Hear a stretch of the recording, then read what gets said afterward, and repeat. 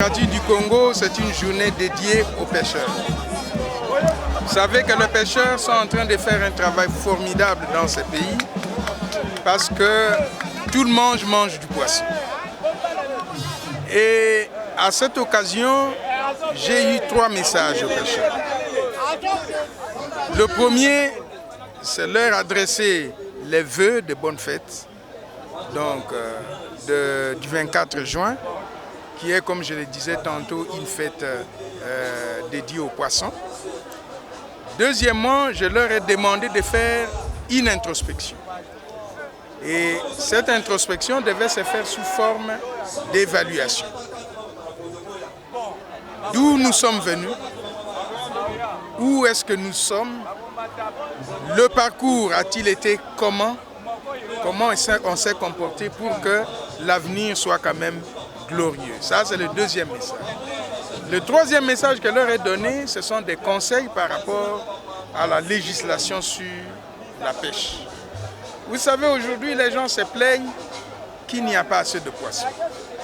Or, cela résulte de notre comportement quotidien, le comportement des pêcheurs, le comportement de tout le monde. Lorsqu'on va pêcher, par exemple, on prend les moustiquaires imprégnés et on les utilise comme filet de pêche.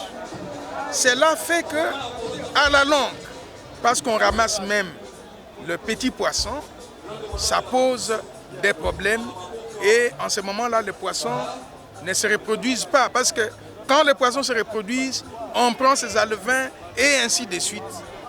En ce moment-là, nous aurons comme conséquence le manque de poissons dans nos eaux. Le deuxième problème, c'est le respect des zones de frayeur. Les zones de frayeur, ce sont des zones où se reproduisent le poisson. Et généralement, dans notre vécu quotidien, lorsque nous savons que quelque part, on attrape beaucoup de poissons, souvent, on se partage l'information et chaque pêcheur arrivé sur le lieu doit essayer de pêcher pour en avoir encore un peu plus. Or, à travers le monde, les zones de frayeur sont respectées. Ce sont les zones de production de poissons. C'est des endroits où on ne peut pas pêcher parce qu'on sait que c'est là où les poissons pondent leurs œufs, c'est là où les poissons se reproduisent et ce sont des points à partir desquels les poissons partent pour nager dans les eaux. Alors voilà un peu en gros les messages que j'avais amenés aux pêcheurs pour qu'ils soient sensibilisés aussi. Et le dernier, c'est en fait la distribution de matériel de pêche. Comme vous le savez, en 2021 on l'a fait, en 2022 on l'a fait, en 2023 aussi on le fait. La distribution des intrants de pêche, notamment les filets, les hameçons, les moteurs hors bord, les congélateurs, ainsi de suite, constitue un élément fondamental, un élément déclencheur donc, de la production de poissons. Nous devons savoir que l'augmentation de la production ne peut pas être une génération spontanée. C'est quelque chose qu'on prépare, c'est quelque chose qu'on accompagne pour que finalement la production augmente.